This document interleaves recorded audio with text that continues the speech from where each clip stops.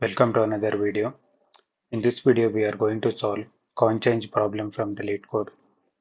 In this problem, they will give coins which are of different value, and we need to arrive at a total amount using these coins. We can use each coin as many times as we want.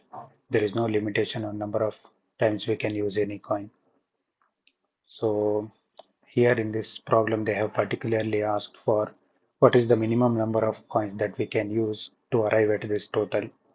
As you can see here in the first example, the given coins are 1, 2, and 5. We need to arrive at a total of 11. So if you consider this 11, this can be made out of 11 coins using of each of one value. If you consider coin 1 11 times, it will become 11. Otherwise, you can use 2 for 5 times. That will become 10 and 1 coin. So I will write combinations here. Our total is 11. Our total is 11 and our coins are 1, 2, and 5. So in order to arrive at 11, we can use 1. Think how many times. We should use it 11 times. That is 3 and 4, 7, 8, 9, 10, and 11. This becomes 11. Total becomes 11. Otherwise, we can use this combination where we use 2 5 times. This becomes 10 and 1 time. This is how many coins we have used. So total becomes 11. Here number of coins is 11,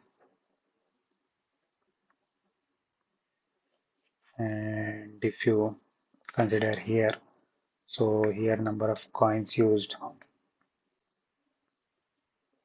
will be, totally we are using 6 coins, 5 2 coins and 1 coin. So another way to arrive at 11 is using 2 coins of 5 and 1 coin of 1. So total becomes 11, and number of coins used here number of coins used here is 3. So we can arrive at 11 using these three combinations. This is first combination, and this is second combination, and this is third combination. So the minimum number of coins is 3, because using only these 3 coins we can arrive at 11. So the answer for this question will be 3. So similarly, there will be amounts which there is no way possible to arrive at that amount. So if you consider this problem where the given coins are 2 and they are expecting total amount as 3, if we use 1 coin of 2, it will become 2. If we use one more, it will become 4. And like that, it will always be a even number. There is no way we will arrive at a 3 using only 2 coins. So we should return -1. So here there is one more interesting problem where the given coins is 1 and the total amount is 0. In order to arrive at a total amount of 0, we don't have to use any other coin. So the output here will be 0.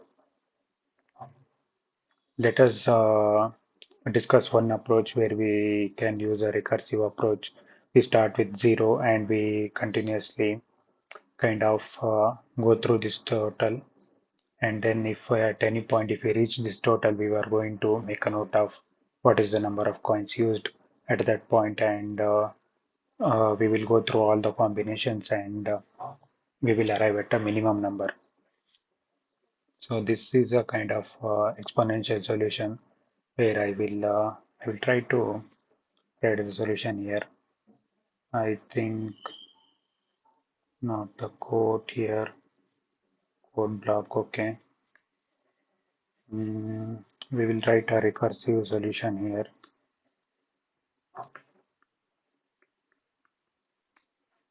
Recursive solution, how it will be. Mm, Let us say we will go through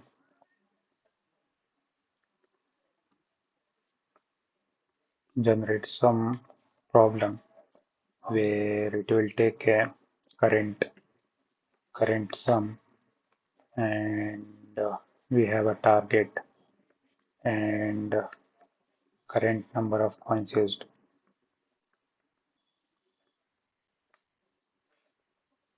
This will be our function, and I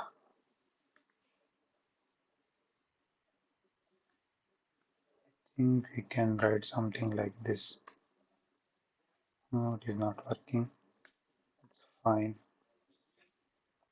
So other than that, we can try something here itself in the problem itself. Let us go with this recursive approach where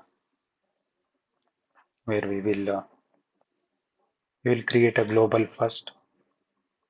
This global will be so minimum number of coins. Let us declare it as some 10 power 5. I'm using 10 power 5 because here the maximum amount will be 10 power 4, because if maximum amount is 10 power 4 and the minimum number of coin denomination is 1, then at most maximum answer will become 10 power 4, because if they give target as 10 power 4 and only give a single coin of value 1, at that point our answer will be 10 power 4. That is the maximum answer that we are going to expect. So 10 power 5 is obviously greater than 10 power 4. I am using 10 power 5 here. We can use anything like infinity or something like that. We just have to initialize this to a maximum number, so that we have to return -1 if there is no such combination. So it is easier to check at the end. So we can use any very high value here, but I am using 10 power 5 since it is suitable as per the problem definition. So this is the global, and initially, so we'll call this function generate combinations, which will be which will take an argument as current sum and a target and current current number of coins used, current number of coins. Okay, these are the three arguments it will take. So this is something that we have to implement.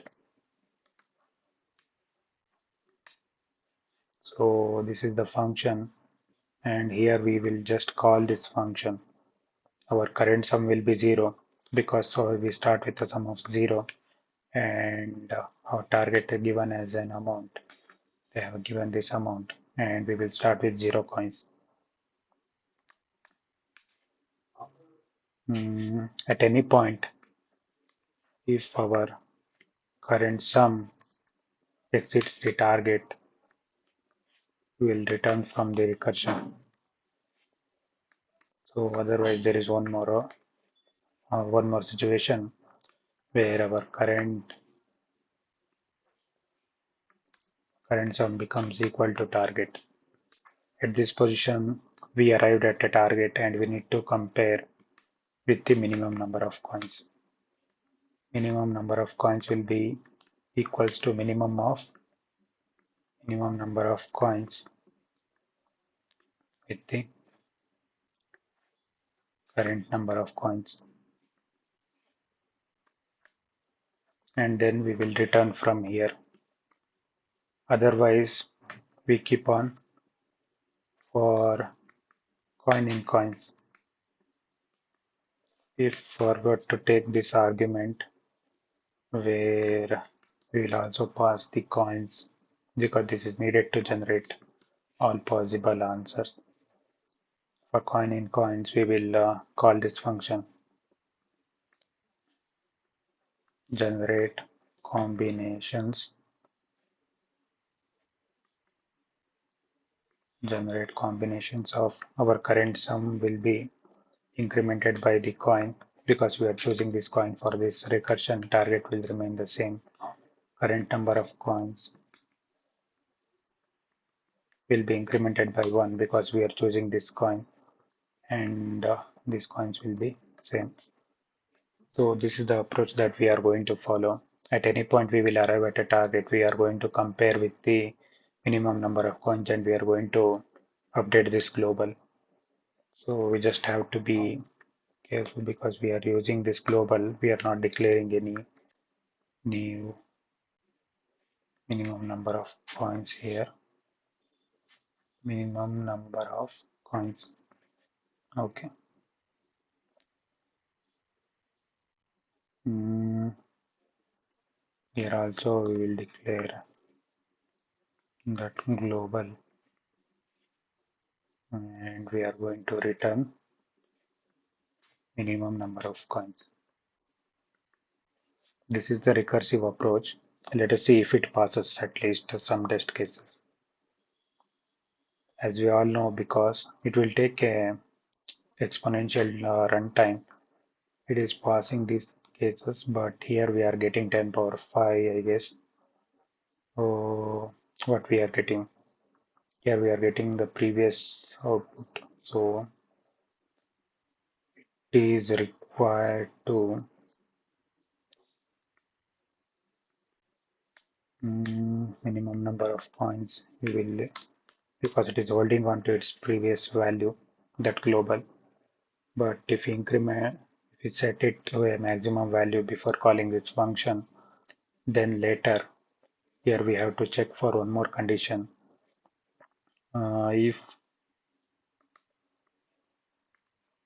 If minimum number of coins is still 10 power 5, then we should return -1 because that is what is expected in the problem statement. Otherwise, we know that we have a valid minimum number of coins global, so we will return that case. Let us see if this recursive solution passes all the initial test cases. Yes, it is passing first three test cases as you can see here. We will submit the solution and we will see whether the recursive solution is enough to pass all the test cases. It is taking bit time.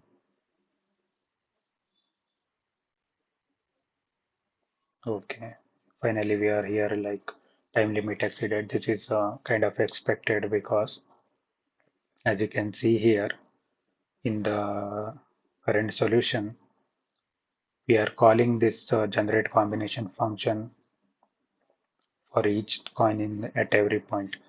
So if we start with consider this example itself where we will start with a 0, then at every point we are going to call. So there is 1, 2 and 5. 1, 2 and 5. Then here also once again we are choosing 1, 2 and 5, and for 2 also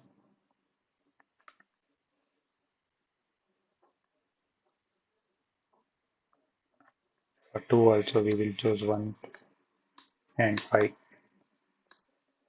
Here you can see, like, for at every point we have three options, that is number of coins available in the array. So this is exponential time complexity.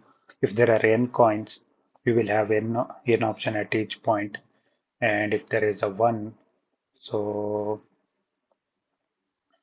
that is like n power n kind of time complexity.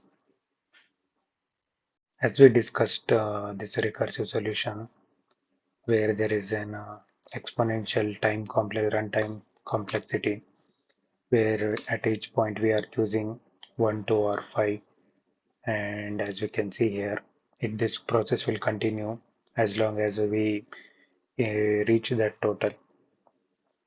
So we were going to write a solution in a dynamic programming approach where solution is simple enough to understand. We will reset the code first and we will start with the dynamic programming approach. In this dynamic programming approach, we will declare an array named minimum number of coins. It will be initially we are going to initialize all the values to 10 power 5. We can use any thing like int max or something like infinity or something like that. To amount plus 1. This will be the number of elements. Yeah, I'm choosing amount plus 1 because I would like to use one indexed here because uh, I will write what does this mean. Minimum number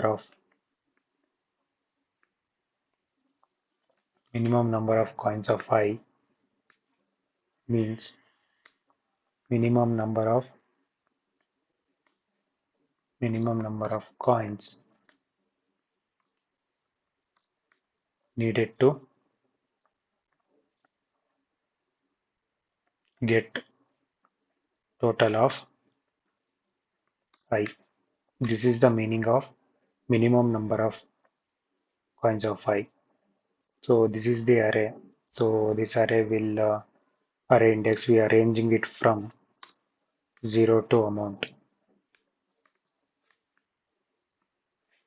0 to amount. So our answer will be we have to return this. Our answer will be minimum number of coins.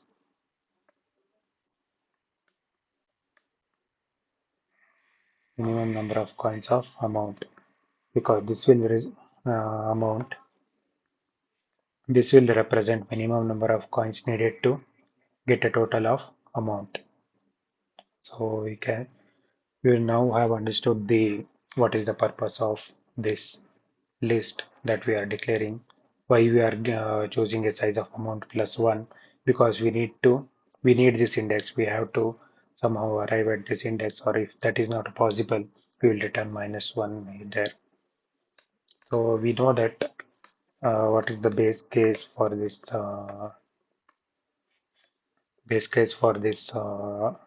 dynamic programming, where we know that minimum number of coins needed for a sum of 0 will be 0. So this is our kind of our base case where they have given in the question where if the total is 0, then output should be 0. Then what we are going to do for in range of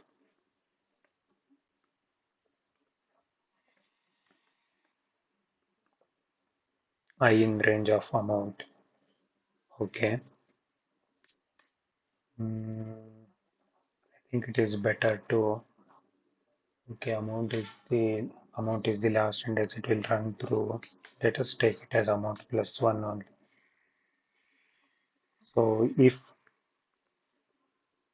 minimum number of coins of I, if you are able to reach, this means if this is not equals 10 power 5, I think we can okay, let it be 10 power 5 only. We can declare it as a suitable variable, but for this time we are keeping it as 10 power 5. If it is not 10 power 5, then we are sure that we can reach that amount. So reaching from there, we can reach next amounts from using the coins. So this is not equals to 10 power 5. That means we can reach all the I plus coin. So then for coin in coins, from that point we can reach every other coin just by incrementing a coin. For coin in coins, if I plus coin, because we are at I and I is a valid number and we can reach I plus coin from here. If I plus coin is less than or equal to amount, if it is a valid index, then we will try to update the minimum number of coins of I plus coin will be minimum of whatever that is already there, because we can reach that target any way possible. Minimum number of coins of I plus coin. Then this is what is the number which is already present there. If there is any better way to reach there, then we are not going to update this value. Otherwise, we can we from one step where we are standing. So 1 plus minimum number of coins needed for I, because we are at a position I here, and this is a valid number of coins it will take. And from just by taking one step from here, we can reach that we can reach I plus coin. So this process will follow, and after that we will check if minimum number of coins needed to reach the amount not is equals to, if it is still an infinity or 10 power 5, then that means there is no way to reach that amount. We will return -1, else we will return minimum number of coins needed for amount. This is another dynamic programming approach where we are using the base case, and then from there, if there is a valid number, then we will jump one by one. Let us see if this passes initial test cases. Okay, it is passing first three test cases, and we'll submit the solution and see whether it passes all the test cases. Yes, as we can see here, it is passing all the test cases with this solution. The methodology used here is very simple, where we will declare the array. We need to understand this point where minimum number of coins of I represents minimum number of coins needed to get a total of I. So by this definition, we are sure that minimum number of coins needed for a total of 0 will be 0. So then we will start from the initial index from the 0, and we will check whether it is possible to reach that target. If you are at a point where it is possible to reach the target, then just by using one more coin we can reach this I plus coin. If we are at I and I is a valid place, that means we can reach that I, and we can reach I plus coin by just by using one more coin. That is the approach here. And after doing all the steps, we need to return minimum number of coins of amount, because our question requires what is the minimum number of coins needed for this amount. So if it is still 10 power 5, that means we are not able to update this index, update this amount index, and that means it is not possible to reach that answer using those coins. At that position, we will return -1, otherwise we will return the array value. Thanks for watching this video. If you are interested in learning more about data structures and algorithms, you can consider subscribing to this channel.